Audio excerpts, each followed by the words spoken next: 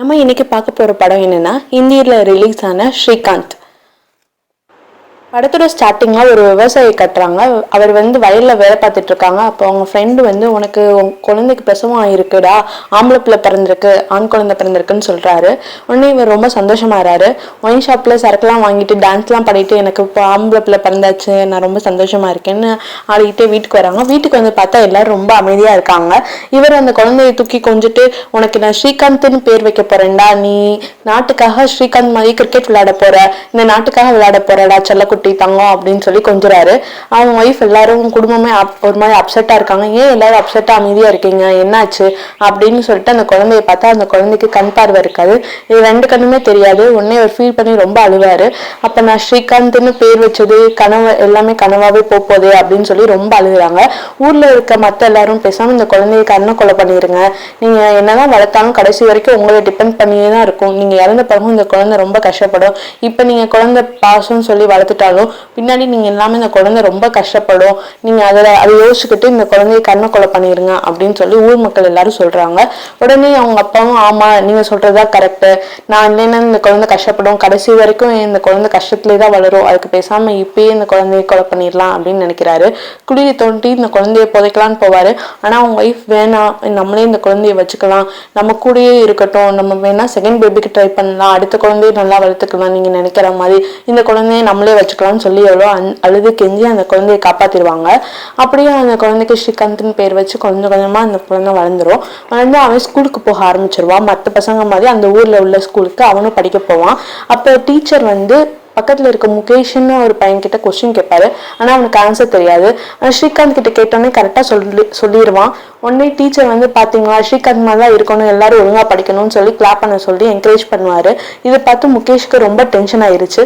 உடனே வெளியே வந்த பிறகும் கிளாஸ் முடிஞ்சு வெளியே வந்த பிறகும் ஸ்ரீகாந்தை வாடா கிரிக்கெட் விளையாடலான்னு கூப்பிடறான். உடனே ஸ்ரீகாந்த் போவான். பவுல் பண்ண உடனே பேட்டை எடுத்து கரெக்டா அவன் பக்கமா அடிச்சிருவான். ஸ்ரீகாந்த் கிட்ட வேணும்னே அவனை அடிச்சிருவான். உடனே சண்டே டீச்சர் தான் பிரிச்சு விடுவாங்க. நீ உனக்கு படிக்கலாம் லாய்க்கு இல்லை, பேசாம வீட்டுக்கு போயிரு, உன்ன மாதிரி கண்ணு தெரியாதவங்களாம் பிச்சை எடுக்க தான் லாய்க்குன்னு சொல்லி அவன் சரியா அடிச்சு விட்டுருவான். அப்புறம் அவங்க அப்பா திட்டுவாரு, ஏன்டா அப்படி சண்டைக்கெல்லாம் போற, அப்படிலாம் சண்டை போடாதரா அப்படின்னு சொல்லி திட்டுவாரு. அதுக்கு அவன் தம்பி ஸ்ரீகாந்தோட தம்பி ஸ்ரீகாந்துக்கு தான் சப்போர்ட் பண்ணுவான். இல்லப்பா அவன் தான் வேணும்னே இவனை சண்டைக்கு இழுத்து விட்டான், நான் அண்ணன் மேல எந்த தப்பு இல்லைன்னு சொல்லுவாங்க. டீச்சர்ஸ் அங்குள்ள டீச்சர்ஸ் எல்லாரும் உங்க பையனுக்கு கரெக்டான ஸ்கூல் பிளைண்ட் ஸ்கூல் ஹைதராபாத்ல இருக்கு, நீங்க பேசாம அங்க போய் சேருங்க, இங்க படிக்கிறத விட அங்க எல்லா மாணவர்களும் பிளைண்டா இருக்கனால உங்க பையனுக்கு அங்க படிக்கிறதுக்கு ஈஸியா இருக்கும்னு சொல்லி அங்க சேர்க்க சொல்றாங்க. ஹைதராபாத் ஸ்கூல்ல டீச்சரா யார் வருவாங்கன்னா ஜோதிகா தான் வருவாங்க. இந்த படத்துல அவங்க பேர் தேவிகா. தேவிகா அங்கே ஒரு டீச்சர் மட்டும் இல்லாமல் எல்லா ஸ்டூடெண்ட்ஸுக்கும் அம்மா மாதிரி இருக்காங்க. ரொம்ப கேரிங்காக அஃபெக்ஷனேட்டாக எல்லாருக்கும் ரொம்ப தேங்க்ஃபுல்லாக சொல்லி தந்துட்டு இருப்பாங்க. அப்போ ஒரு நாள் ஸ்ரீகாந்த் அப்படியே வளர்ந்து பெரிய பையனாயிடுறான். நடந்து வரும்போது ஒரு சேரை நடுவில் வச்சுருவாங்க. ஜோதிகா தான் வேணும்னே வைப்பா. உடனே அதை தடுக்கி கீழே விழுகிற மாதிரி போயிடுவான். உடனே யார் இங்கே சேரை நடுவில் வச்சது, அறிவில்லையா அப்படின்னு சொல்லி ஸ்ரீகாந்த் கத்துவான். மற்ற எல்லா பொருளும் ஒரே மாதிரி இருக்கணும் எல்லா நேரத்துலையும் எதிர்பார்க்காது ஸ்ரீகாந்த். நீ இந்த ஸ்டிக்கை வச்சுக்கோ, நீ முன்னாடி என்னென்ன ஆப்ஜெக்ட் இருக்குன்னு தெரிஞ்சு அதுக்கு தகுந்த மாதிரி நடந்து போ, எல்லாருமே கரெக்டாக இருக்கணும்னு நீ நினைக்காதன்னு சொல்லி ஒரு ஸ்டிக்கை ஜோதிகா கொடுக்குறாங்க. ஸ்ரீகாந்த் அங்கே நல்லா படித்து ஒரு குட் ஸ்டூடெண்ட்டாக இருக்கான். எல்லாரை விடையும் அவன் அதிக மார்க் வாங்குறான். மெரிட்டில் ஸ்கோர் பண்ணுற மார்க் நிறைய மார்க் எடுத்துகிட்டு இருக்கான். அப்போ ஒரு நாள் அதை ஃபங்க்ஷன் வச்சு அந்த ஸ்கூலுக்கு எப்படி ஃபண்ட் வரும்னா டொனேட் பண்ணுவாங்க. அது மூலியமாக தான் நிறைய டோனர்ஸ் டொனேட் பண்ணிகிட்டு இருப்பாங்க மணி. அது மூலியமாக தான் அவங்களுக்கு ஃபண்ட் கலெக்ட் ஆகும். அவங்கள யார் அதிகமாக டொனேட் பண்ணுறாங்களோ அவரை சீஃப் கெஸ்ட்டாக கூப்பிட்டுருப்பாங்க. ப்ரைஸ் டிஸ்ட்ரிபியூஷன் இந்த மாதிரி ஸ்டூடெண்ட்ஸ்லாம் நல்லா ஸ்கோர் பண்ணுறாங்கன்னு காமிக்கிறதுக்காக. அப்போ அதில் சீஃப் கெஸ்ட்டாக ஒருத்தரை ஸ்ரீகாந்துக்கு தான் ப்ரைஸ் கொடுத்துருப்பாங்க. அவர் தேங்க்ஸ் சொல்லலாம் அப்படின்னு சொல்லி மேடையில் பேசிகிட்டு இருப்பார். அப்போ நான் இங்கே எனக்கு ப்ரைஸ் கொடுத்த டோனருக்கு பாதி தேங்க்ஸ் பாதி நன்றின்னு சொல்லுவார். எல்லாருக்கும் ஒன்றும் புரியாது ஏன் அப்படி சொல்கிறான்னு. அதுக்கு அவன் ஒரு விளக்கம் கொடுப்பான். நீங்கள் கொடுக்குற அமௌண்ட்டை ஃபுல்லாக எங்களுக்கு ஃபுல்லாக செலவு பண்ணாமல் பாதி மேனேஜ்மெண்ட்டே வச்சுக்கிறாங்க, எங்களுக்கு சாம்பாராக போட்டுட்டு அவங்க சிக்கன் மட்டன்னு கிச்சனில் செஞ்சு சாப்பிட்டுட்ருக்காங்க, அதனால தான் பாதி நன்றின்னு சொல்கிறேன், நீங்கள் கொடுக்குற ஃபுல் அமௌண்ட்டும் எங்களுக்கு சேர மாட்டுது அப்படின்னு சொன்னோடனே மேனேஜ்மெண்ட்லாம் ஷாக் ஆயிடுவாங்க, என்னடா இப்படி சொல்கிறான் அப்படின்னு சொல்லிட்டு. அப்புறம் அவனை அங்கே இருக்கிறவங்க எல்லாரும் சொல்லி பேசி சமாளித்து இல்லை சும்மா தான் அப்படி இப்படின்னு சொல்லி சமாளித்து அந்த சீஃப் கெஸ்ட்டை அனுப்பிச்சி விட்டுட்டு ஸ்ரீகாந்தை அடித்து வெளியே துரத்து விட்டுருவாங்க. வெளியே துரத்தும் போது அவன் ஸ்டிக்கை வச்சு நடப்பான். அந்த ஸ்டிக்கையும் பிடிங்கிட்டு இது எங்கள் மேனேஜ்மெண்ட் மேனேஜ்மெண்ட்லேருந்து கொடுத்த ஸ்டிக்கு அப்படின்னு சொல்லிட்டு அதையும் பிடிங்கிட்டு உள்ளே போயிடுவாங்க. இவன் ஸ்டிக் இல்லாமல் அப்படியே சொடக்கு போட்டுக்கிட்டே முன்னாடி நடந்து போயிட்டு இருப்பான். அப்போ கரெக்டாக ஒரு கார் வந்து அவனை இடிச்சிடும். உனக்கு கண்ணு தெரியலையா, ஒழுங்காக பார்த்து நடந்து போடான்னு கார் ஒரு டிரைவர் சொல்லுவாங்க. அதுக்கு அவங்க ஒய்ஃப் வந்து ஐயோ அவனுக்கு உண்மையாகவே கண்ணு தெரியலங்க பாருங்க அப்படின்னு சொல்லுவாங்க. உடனே அவங்க பாவப்பட்டு பணம் கொடுத்துட்டு சரி பார்த்து சாப்பிட்டுங்க, சாப்பிட்டு போங்க, ஓரமாக போங்கன்னு சொல்லி கொடுத்துட்டு போவாங்க. உடனே ஸ்ரீகாந்துக்கு ரொம்ப அழுகையாக வரும். என்னடா இப்படி நம்ம முகேஷ் முன்னாடி சொன்னது சின்ன வயசில் ரூபாய் கொடுத்துட்டு நீ பிச்சை எடுக்க தான் லாய்க்குன்னு சொல்லியிருப்பான்ல, அது அவனுக்கு ஞாபகம் வரும். ஏன்னா எல்லாரும் இப்படி ட்ரீட் பண்ணுறாங்க கண்ணு தெரியலனா அப்படின்னு சொல்லி ஒரு ஓரமாக உட்காந்து அழுதுட்டு இருப்பான். இதெல்லாம் ஜோதிகா வந்து ரொம்ப நேரம் ஸ்ரீகாந்தை தேடி கண்டுபிடிச்சிருவாங்க. நீ ஃபீல் பண்ணதான், உனக்காக நான் இருக்கேன், நீ இனிமேல் படிப்பு செலவு உன்னை எல்லாமே பார்த்துக்கிறது நான் பார்த்துக்கிறேன், நீ எங்கள் வீட்டுக்கு வா அப்படின்னு சொல்லி அவங்க வீட்டுக்கு கூப்பிட்டு போகிறாங்க. வீட்டுக்கு போய் அவங்க அம்மா அப்படியே ஜோதிகா அவனை படிக்கவும் வைக்கிறாங்க. அவன் 90% நல்ல மார்க்கும் வாங்குறாங்க. காலேஜில் சீட் வந்து சயின்ஸ் குரூப் கேட்பாங்க. ஆனால் பிளைண்ட்ஸ்க்குலாம் சயின்ஸ் குரூப் கொடுக்க மாட்டோம் அப்படின்னு சொல்லிடுவாங்க. உடனே கோர்ட்டில் கேஸும் போட்டுருவாங்க. ஏன் பிளைண்ட் ஸ்டூடெண்ட்ஸ் வந்து சயின்ஸ் குரூப் எடுக்கக்கூடாதா அப்படின்னு சொல்லி கோர்ட்டில் கேஸும் போட்டுருவாங்க. ஜோதிகாவும் ஸ்ரீகாந்தும் சேர்த்து சயின்ஸ் குரூப் எடுத்து நீ என்ன பண்ண போற, அதுதான் ரொம்ப கஷ்டமான குரூப், நல்லா படிக்க முடியாது அப்படின்னு சொல்லி அங்கே உள்ள அட்வொகேட்ஸும் சொல்லுவாங்க.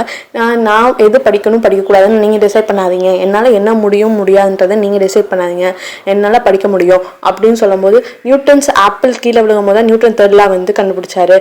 உன்னால் அதை வச்சு நீ இப்போ ஆப்பிள் கீழே வச்சா உன்னால் கண்டுபிடிக்க முடியுமா, நீ தான் கண்ணு தெரியாதுன்னு நினச்சேன், உன்னால எப்படி அதை கண்டுபிடிக்க முடியும்னு சொல்லி ரொம்ப கிண்டல் பண்ணி பேசுவாங்க. உடனே வந்து ஸ்ரீகாந்த் அவன் ஸ்டிக்கை தூக்கி போட்டுட்டு இதோட லென்த்து டிஸ்டன்ஸு வெயிட்டை வச்சு கால்குலேட் பண்ணி ஒரு ஃபார்முலா இருக்கும், அதை வச்சு கால்குலேட் பண்ணி பாருங்கள் இதோட இது கரெக்டாக இருக்குது ஃபோர்ஸ் எல்லாமே, நீங்கள் வேணால் கால்குலேட் பண்ணி பாருங்கள் அப்படின்னு சொல்லும் போது அங்கே உள்ள ஃபார்முலா தீரத்தை வச்சு கால்குலேட் பண்ணி பார்த்துப்பாங்க. பார்த்தா கரெக்டாக இருக்கும். ஸோ கண்ணு தெரியாதனால எதுவுமே முடியாதுன்னு நீங்கள் டிசைட் பண்ணாதீங்க அப்படின்னு சொல்லி கோர்ட்டில் கேஸ் போட்டிருப்பாங்க சயின்ஸ் குரூப் வேணுன்றதுக்காக. ஆனால் மேனேஜ்மெண்ட் என்ன சொல்லுவாங்கன்னா, இவன் ஒருத்தருக்காக ரூல்ஸை மாற்ற முடியாது, ஒருத்தனுக்காக ரூல்ஸ் எதுவும் மாற்ற முடியாது, நாங்கள் சயின்ஸ் குரூப்பில் பிளைண்ட்ஸை சேர்க்க மாட்டோம், இந்த ஒரு பர்சன்னால எல்லா சிஸ்டமும் மாறும், அதனால வேணாம் அப்படின்னு சொல்லி அவங்க சொல்லுவாங்க. நான் வந்து என் ஒருத்தனுக்காக சிஸ்டத்தை மாற்ற சொல்லலை, நீங்கள் பார்க்குற பார்வையை தான் மாற்ற சொல்கிறேன், எல்லாருக்கும் ஈக்குவல் ஆப்பர்ச்சுனிட்டி கொடுக்க சொல்கிறேன் அப்படின்னு சொல்லுவாங்க. ஒரு ஃபிசிக்ஸ் புக்கை கொடுத்துட்டு இந்த புக்கில் இருக்கிறத நீ படித்து காட்ட முடியுமா அப்படின்னு சொல்லி கொடுப்பாங்க. உடனே வந்து ஜோதிகா வந்து ஒரு பிளைண்ட் புக்ஸ் இருக்கும் மேத்ஸ் புக்கு, அதை கொடுத்துட்டு இதை உங்களால் படிக்க முடியுமா அப்படின்னு கேட்பா. உடனே இது எப்படி நாங்கள் படிக்க முடியும், எங்களால் படிக்க முடியாதுன்னு, அதே மாதிரி தான் அவனும், ஸோ அவனுக்கு தகுந்த மாதிரி இருந்தால் படிப்பான்ல அப்படின்னு சொல்லி அங்கே ஆர்குமெண்ட்லாம் பெருசாகும். இதுக்கிடையில் வந்து ஒரு புக்ஸ் கொடுத்துருப்பாங்க, இந்த புக்கு தான் சயின்ஸ் புக்கு எங்கள் ஸ்டூடெண்ட் சொல்லித்தரோம், ஏன்னா இதை நீயே படிச்சுக்கோன்னு சொல்லி கொடுத்துட்டு இருப்பாங்க. நாட்கள் போக போக வந்து டைம் வேஸ்ட் ஆகக்கூடாதுன்னு தனியாக உட்காந்து ஸ்ரீகாந்தை ப்ரிப்பேர் பண்ணிட்டு இருப்பான். விஷுவலி சேலஞ்ச் கிரிக்கெட்ல ஸ்ரீகாந்த் வந்து செலக்ட் ஆயிருப்பாங்க. இது சொல்றதுக்காக ஊருக்கு போவாரு. அப்போ ஊருக்கு போயிட்டு இருந்த பஸ்ல வந்து இவருக்கு பக்கத்துல முகேஷ் உட்காந்துருப்பாரு, அதாவது இவரோட சைல்ட்ஹுட் ஃப்ரெண்டு.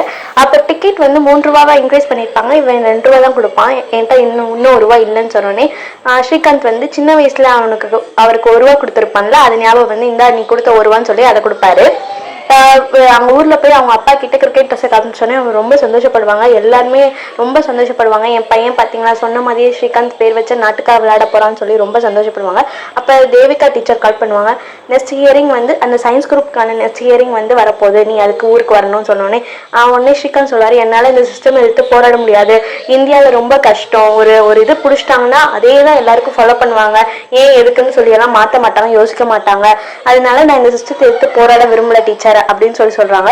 சரி ஓகே, உனக்கு இன்னொரு ஆப்ஷன் இருக்கு, பேசாம நீ ஃபாரின்ல ட்ரை பண்ணு, ஃபாரின்ல இந்த மாதிரி ரூல்ஸ் எல்லாம் இல்லை, யாருக்கு என்ன பிடிக்குதோ அதை படிக்கலாம், எல்லாருக்குமே ஒரே ரூல்ஸ் தான் அப்படின்னு சொல்லும் போது சரி ஓகே நீங்க சொல்றதா கரெக்டு, எனக்கு எஜுகேஷன் தான் முக்கியம் அப்படின்னு சொல்லி அதுக்கு போகணும்னு ப்ரிப்பேர் ஆகிறாரு. அப்போ தேவிகா டீச்சர் சொல்றாங்க, ஆனா நீ கிரிக்கெட் விளையாட முடியாது, ஏன்னா உன்னோட கிரிக்கெட் டைம்ல தான் அவங்க வந்து ஃபாரின்ல இன்டர்வியூ நடத்தி அவங்க செலக்ட் ஆகிற டைம் கரெக்டாக 2 சேம் தான் அப்படின்னு சொல்லும் போது இவர் வந்து எனக்கு எஜுகேஷன் தான் முக்கியம், நான் யூனிவர்சிட்டியில வந்து அப்ளை பண்ணி நான் இன்டர்வியூ அட்டென்ட் பண்றேன் அப்படின்னு சொல்றாரு. தென் ஃபாரினுக்கு போகலான்னு ப்ரிப்பேர் ஆகிறாரு. அந்த இன்டர்வியூவில் செலக்டும் ஆயிடுறாரு. அப்புறம் ஃப்ளைட்டுக்கு போகும்போது என்ன டீச்சர் என்னை மிஸ் பண்ண போகிறீங்களான்னு தேவிகாட்ட கேட்கும் போது, இல்லை நான் ஏன் உன்னை மிஸ் பண்ணுறேன், எப்போ பார்த்தாலும் நீ டீச்சர்னு சொல்லி என்னை டார்ச்சர் பண்ணிகிட்டே இருப்பேன், இனிமேல் தான் நான் ஃப்ரீயாக இருக்க போகிறேன்னு சும்மா விளையாட்டுக்கு சொல்லுவாங்க. ஃப்ளைட்டில் அங்கே போய் இறங்கினோடனே அங்கே எல்லாரு கூட சகஜமாக ஃப்ரெண்ட்ஸ் ஆயிடுறாரு, நல்லாவும் படிக்கிறாரு. அங்கே உள்ள பேஸ்பால்லையும் கான்சென்ட்ரேட் பண்ணி நல்லா விளையாடுறாங்க. எஜுகேஷன் ப்ளஸ் ஸ்போர்ட்ஸ் ரெண்டுத்துலையுமே அவர் பெஸ்ட்டாக வந்து காமிச்சிட்ருக்காரு. அவங்க ஃப்ரெண்ட்ஸ் எல்லாரு கூடயுமே சகஜமாக பழகி எல்லாரு கூடயும் க்ளோஸ் ஆயிடுறாரு. அப்போ தான் ஃப்ரெண்ட்ஸ் சொல்கிறாங்க, உன்னை ஸ்வாதின்னு ஒரு பொண்ணு ரொம்ப நாளாக காண்டாக்ட் பண்ணணும்னு நினச்சிட்டே இருக்கா, உனக்கு மெசேஜ் அனுப்பிச்சிருக்கா, நீ பார்க்கவே இல்லையா, அவள் உன் மேலே இன்ட்ரெஸ்டடாக இருக்காதுன்னு நினைக்கிறேன், நீ பேசி பாருன்னு சொல்கிறாங்க. உடனே இவரும் சரின்னு சொல்லிட்டு தனியாக யாரும் இல்லாத நேரம் பார்த்து ஸ்வாதிக்கு ஃபோன் பண்ணுறாங்க. அப்போ அவங்க சொல்கிறாங்க, நான் உங்களோட பிக் ஃபேன், உங்களை ரொம்ப நாளாக ஃபாலோ பண்ணிகிட்ருக்கேன், நீங்கள் படிக்கிறது செலக்ட் ஆகிறது எல்லாமே எனக்கு தெரியும் அப்படின்னு சொல்லும் போது, ஓ அப்படியான்னு சொல்லி ஃப்ரெண்ட்ஸ் ஆகிறாங்க. நான் நெக்ஸ்ட் வீக் வந்து ஃபாரின் வரேன், எனக்கும் அவங்க படிக்கிறதுக்கு சான்ஸ் கிடச்சிருக்கு, நானும் அவங்க கோர்ஸ் ஜாயின் பண்ணியிருக்கேன்னு சொல்லும்போது, ஓகே வாங்க மீட் பண்ணலாம் அப்படின்னு சொல்கிறாங்க. ரெண்டு பேரும் ரொம்ப க்ளோஸ் ஃப்ரெண்ட் ஆயிடுறாங்க.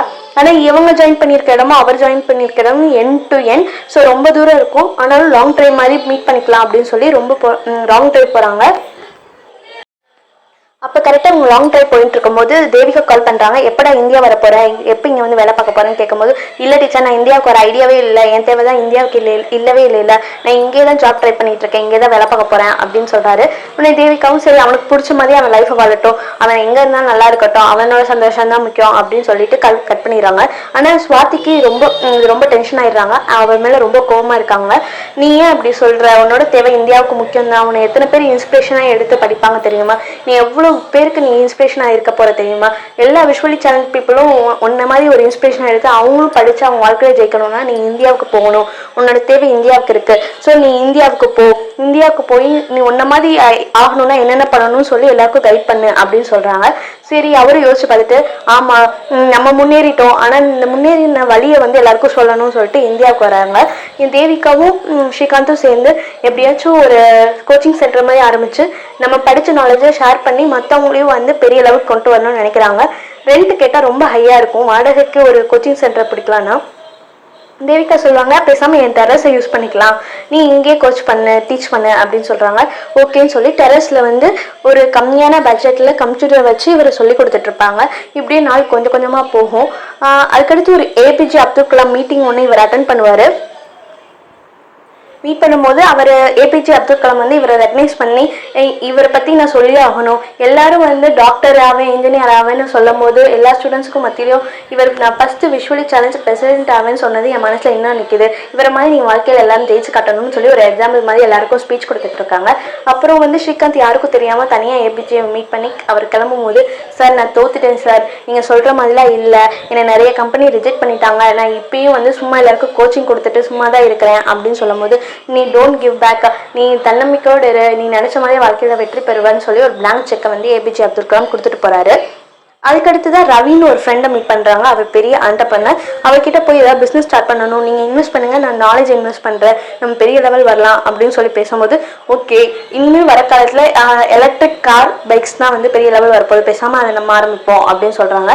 அதுக்கு இவர் வந்து 5 years கழிச்சு அந்த பேட்டரி வந்து வேஸ்ட்டாக போயிடும், அதை டம்ப் பண்ணாலும் நம்ம நேச்சருக்கு அது வந்து எதிரானது, ஸோ அது வேணாம், பேசாமல் பேப்பரை வந்து ரீயூஸ் பண்ணி யூஸ் பண்ணுற மாதிரி பேப்பர் ப்ரொடியூஸ் பண்ணுவோம், ஏன்னா பேப்பருக்கு நிறைய மரங்கள் அழிக்கப்படுது, அதை ரீயூஸ் பண்ணி நம்ம வந்து கம்மியான விலைக்கு நிறைய பேப்பர் தயாரிக்கிற மாதிரி நம்ம வந்து உருவாக்குவோம்னு சொன்னோடனே, ஓகே இதுவும் நல்ல ஐடியா தான் அப்படின்னு சொல்லி 2 பேரும் முடிவு பண்ணுறாங்க. ஒரு ஏற்கனவே பேப்பர் யூஸ் பண்ண ஃபேக்ட்ரி மூடி இருக்கும், அதை காசுக்கு வாங்கி அதில் திருப்பி புதுசாக ஆரம்பிப்பாங்க. பார்த்தா அந்த ஃபேக்ட்ரியில் வந்து எலக்ட்ரிக் பில் பே பண்ணியிருக்க மாட்டாங்க, அதுவே ஒரு ஹியூஜ் அமௌண்ட். ஒன்று எலக்ட்ரிக் கார்பரேஷன்லேருந்து சொல்லி அமைச்சிருப்பாங்க, இந்த மாதிரி பில் பே பண்ணால் நீங்கள் ஃபேக்ட்ரியை ரன் பண்ண முடியும் அப்படின்னு சொன்னோடனே சரி போய் மீட் பண்ணுவாங்க. பார்த்தா ஹியூஜ் அமௌண்ட்டாக இருக்கும், அவங்களால பே பண்ண முடியாது. அப்போ அதில் இருக்க பியூன் வந்து, ஸ்ரீகாந்த் சார் நீங்களா, நான் உங்கள் பெரிய ஃபேனு, என் பசங்களுக்கும் நீங்கள் தான் இன்ஸ்பிரேஷன் அப்படின்னு சொல்லி பேசும்போது அதில் இருக்கிற மேனேஜர், ஓகே நீங்கள் அப்போ வந்து ஏதோ நல்ல விஷயம் தான் பண்ண போறீங்க, உங்களை பற்றி எனக்கு தெரியல, வேணா நான் உங்களுக்கு ஹெல்ப் பண்ணணும்னு நினைக்கிறேன், நீங்கள் 1 வருஷம் டைம் எடுத்துக்கோங்க, அதுக்கடுத்து நீங்கள் வர ப்ராஃபிட்லேருந்து நீங்கள் இந்த பே பண்ணால் போதும் அப்படின்னு சொல்கிறாங்க. இதுவே உங்களுக்கு ஒரு பெரிய பூஸ்டப்பாக தான் இருக்குது. 1 வருஷம் நல்லா கடுமையாக ஒர்க் பண்ணுறாங்க, ப்ராஃபிட்டும் ஆகிறாங்க, அதுக்கடுத்து அந்த அமௌண்ட்டை பேயும் பண்ணிடுறாங்க. அதுக்கடுத்து விஷயம் தெரிஞ்சு எல்லாரும் வந்து இன்டர்வியூக்கு வராங்க.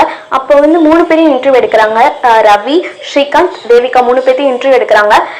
ரவியும் தேவிகா கிட்டேயும் மோஸ்ட் ஆஃப் த கொஸ்டின்ஸ் கேட்பாங்க. ஆனால் ஸ்ரீகாந்தை வந்து கண்டுக்க மாட்டாங்க, நெக்லெக்ட் பண்ணுவாங்க, கொஞ்சம் கொஸ்டின் தான் கேட்பாங்க. ஸ்ரீகாந்துக்கு இது ஈகோ டச் ஆயிரும். உடனே அவங்ககிட்டயே முன்னாடி ப்ரெஸ் கிட்டேயே வந்து மணி தான் இவங்களோடது, ஆனால் வந்து நாலேஜ் என்னோடது, என்னால் தான் இந்த ஃபேக்ட்ரி ரன் ஆகுது, அதை புரிஞ்சுக்கோங்கன்னு சொல்லிட்டு போயிடுவாங்க. அப்போ வந்து முகேஷ் வருவான், எனக்கும் இந்த கம்பெனியில் ஏதாவது ஜாப் கிடைக்குமாடா, நானும் கஷ்டப்படுறேன்னு. உன் கை கால் நல்லா தானே இருக்குது, இது வந்து முடியாதவங்க விஷுவலி சேனல் பீப்புளுக்கு தான் இந்த கம்பெனி, உனக்குலாம் கிடையாது, வெளியே போடான்னு மூஞ்சில் அடித்தவன் சொல்லிடுவான். ரவிக்கு ஒன்றும் புரியாது, இவன் ஏன் இப்படி அக்ரெசிவாக பிஹேவ் பண்ணுறான்னு ஒன்றும் புரியாமல் இருக்கும். இந்த நிலைமையில என்ன நடக்கும்னா ரவி நாலேஜ் தான் பெஸ்ட்டு மணியை விடன்னு ப்ரூவ் பண்ணணுன்றதுக்காக ரவிக்கிட்ட போய் பேசாமல் நம்ம இன்னொரு ஃபேக்ட்ரியை வாங்கலாம், ஃபேக்ட்ரியை வாங்கி ரன் பண்ணலாம், 6 மாதம் கழிச்சு வர அமௌண்ட்ல இருந்து பே பண்ணிக்கலாம் அப்படின்னு சொல்கிறான். இது ஒர்க் ஆகுமா, ஃபஸ்ட்டு இந்த ஃபேக்ட்ரி மட்டும் பார்க்கலான்னும் போது இல்லை இது ஒர்க் ஆகும், நம்ம அந்த ஃபேக்ட்ரியை வாங்கி வேறு கம்பெனி ரன் பண்ணலாம் அப்படின்னு சொல்லி பேசிகிட்டு இருக்காங்க. சரின்னு சொல்லிட்டு இவனை நம்பி வேணுகோபாலோட ஃபேக்ட்ரியை வாங்கிடுவாங்க. 6 மந்த் கழிச்சு உங்களுக்கு அமௌண்ட் பே பண்ணிடுறோம்னு சொல்லுவாங்க. இதுக்கடையில் வந்து ஸ்வாதிக்குள்ள ஒரு நல்ல ஃப்ரெண்ட்ஷிப் பாண்ட் கிரியேட் ஆகுது. அவன் ஊருக்கு போய் ஸ்ரீகாந்த் வந்து ஒரு வீடு கட்டணும்னு ஆசைப்பட்றான். அதுக்காக வந்து செங்கல் வச்சு ஃபஸ்ட்டு பூமி பூஜையும் போடுறாங்க. அவங்க அப்பா வந்து ஃபஸ்ட்டு செங்கல் வச்சு பூமி பூஜை போடும்போது அவருக்கு ஃப்ளாஷ்பேக் ஞாபகம் வருது.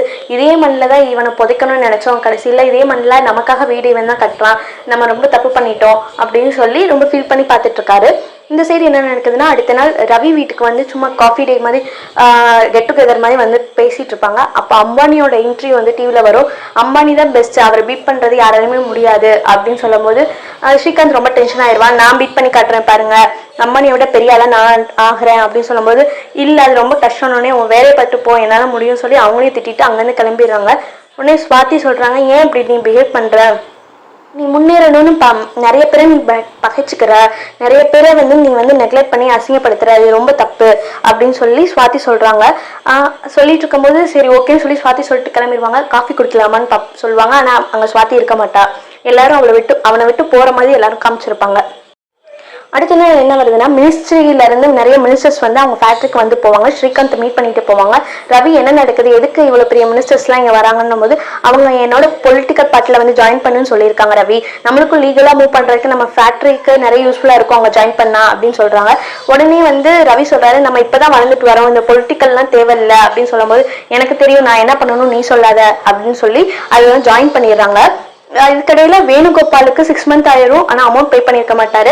அவர் வந்து அங்க வாசல்ல நின்று சத்தம் போட்டுட்டு இருப்பாங்க. அங்க உள்ள வாட்ச்மேன் கிட்ட வந்து அவரை வர சொல்ல பே பண்ணணும்னு சொல்லி ரொம்ப சவுண்ட் விட்டுட்டு இருப்பாங்க. ஆனா வந்து அதை வந்து கண்டுக்காம இருப்பார் ஸ்ரீகாந்த் ஃபோன் பண்ணி பேசினதுக்கு வந்து பேசாம போலீஸ் அனுப்பிச்சு விட்டு அவரை துரத்தி விடுவோம்னு சொல்லி அந்த மினிஸ்டர் கிட்ட ஹெல்ப் கேட்பாங்க. ரவிதான் வந்து வேணுகோபாலுக்கு ஹெல்ப் பண்ணுவாரு. ஏன்டா இப்படி பண்ற ஸ்ரீகாந்த், உனக்கு என்னதான் ஆச்சு, ஏன் இப்படிலாம் பிஹேவ் பண்ணிட்டு இருக்க, நம்மளை நம்பி தானே கொடுத்தாங்க, நீ இப்படிலாம் போலீஸை விட்டு இவரை அடிக்க விடலாமா அப்படின்னு சொல்லி ரவி வந்து ரொம்ப டென்ஷன் ஆகி ஸ்ரீகாந்தை கத்துவாரு. அதுக்கடுத்த நாள் கட்சி மீட்டிங் சொல்லி மினிஸ்டரை போய் பார்க்கும்போது தான் அவருக்கு புரிய வரும், இவரை வச்சு பொலிட்டிக்கல்ல வந்து நிறைய டொனேஷன் வாங்கவும் அனுதாப ஓட்டு வாங்கவும் தான் இவரை நிற்க வைக்கணும்னு சொல்லி பேசிட்டு இருப்பாங்க. அதை கேட்டு இவர் ரொம்ப ஃபீல் பண்ணுவாரு. தேவிகா மேம் சொன்னதுதான் கரெக்டு, நம்ம வச்சு இவங்க யூஸ் பண்ணிக்கிறாங்க பொலிட்டிக்கல்ல, நம்ம இங்க சேர்ந்துருக்கவே கூடாதுன்னு அப்ப ரியலைஸ் பண்ணி சரி இங்கேருந்து போவோம், இது நமக்கான இடம் கிடையாது, நம்ம பிசினஸை பார்ப்போம், நம்மளை நம்பி நம்ம ஃப்ரெண்டு வந்து முதலீடு பண்ணியிருக்காங்க அதை பார்ப்போம்னு சொல்லிட்டு முடிவை மாத்திக்கிட்டு ரவி கிட்ட வந்து சாரி ரவி, இவ்வளவு நாள் நான் நடந்துக்கிட்டது, இனிமேல் நான் அப்படி பண்ண மாட்டேன் அப்படின்னு சொல்லி திருப்பி ஃப்ரெண்ட்ஸ் ஆயிடுறாங்க, நார்மல் ஆயிடுறாங்க. இதுக்கு பிஸ்னஸ் எக்ஸலன்ஸ் அவார்டு வந்து நம்ம ஸ்ரீகாந்துக்கு கொடுப்பாங்க. அது அவார்டு வாங்க போகும்போது அவர் என்ன பேசுவாருன்னா, இந்த அவார்டு வந்து எனக்கு கொடுக்காதீங்க, எனக்கு ஹெல்ப் பண்ண தேவிகா மேமுக்கும் ரவிக்கும் தான் போய் சேரும், ஏன்னா நான் என்னோட முன்னேற்றத்துக்கு முக்கிய காரணமே அவங்க தான், நீங்களும் blind people, visually challenge people எல்லாருக்கும் ஹெல்ப் பண்ணுங்க, அதுதான் இந்த நாட்டுக்கு பெரிய வளர்ச்சியை உண்டாக்கும் அப்படின்னு சொல்லி பேசுறாரு. எனக்கு என்ன வருத்தம்னா, ஏன்னா விஷுவலி சேலஞ்ச் பீப்புள் கேட்டகரியில தான் எனக்கு இந்த பிசினஸ் அவார்டை தந்திருக்கீங்க, என்னையே எல்லாரும் ஒரு மாதிரி ஏன் ட்ரீட் பண்ண மாட்டீங்க, எல்லாருமே சமம்னு நினைக்க மாட்டீங்க, எல்லாருக்கும் தகுந்த மாதிரி போட்டியால தான் நான் இருக்கணும்னு நினைக்கிறேன், இனிமேல் அடுத்த வருஷம் எனக்கு அந்த கேட்டகரியில அவார்டு கொடுத்தா கொடுங்க, இல்லாட்டி வேணாம்னு சொல்லி அந்த அவார்டை ரிட்டர்ன் பண்ணிட்டு வந்துடுறாரு. இனிமேல் நீங்க யாருக்காச்சும் ஹெல்ப் பண்ணணும்னு நினைச்சா இந்த மாதிரி விஷுவலி சேலஞ்ச் பீப்புளுக்கு சின்ன ஹெல்ப்பாச்சும் பண்ணுங்க, ரோட் கிராஸ் பண்ணி விடுங்க, அவங்க ஏதாச்சும் கேட்டு ஹெல்ப் பண்ணுங்க அப்படின்னு சொல்லி எல்லாருக்கும் ஹெல்ப் பண்ணணும் அப்படின்னு சொல்லி இந்த படத்தை முடிக்கிறாங்க. கண்ணு தெரியாம அவங்க இருக்கிறனால அவங்க அப்பா அவனை கொன்றுலாம் கண்ணுக்குள்ள பண்ணிடலாம் சின்ன வயசுல நினைக்கிறாங்களா, யாரையும் எதையும் வச்சு மதிப்பிடக்கூடாது, யார் எது நினைச்சாலும் அவங்களால சாதிக்க முடியும்ன்ற மாதிரி இந்த ஃபிலிம் இருக்கு. இது வந்து உண்மையாக ட்ரூ ஸ்டோரியை பேஸ் பண்ண ஸ்டோரி. ஸ்ரீகாந்த் அவரோட வாழ்க்கை கதையை தான் நம்மளுக்கு படமாக்கியிருப்பாங்க. முடிஞ்ச அவரை பத்தியும் சர்ச் பண்ணி பாருங்க. தேங்க்யூ.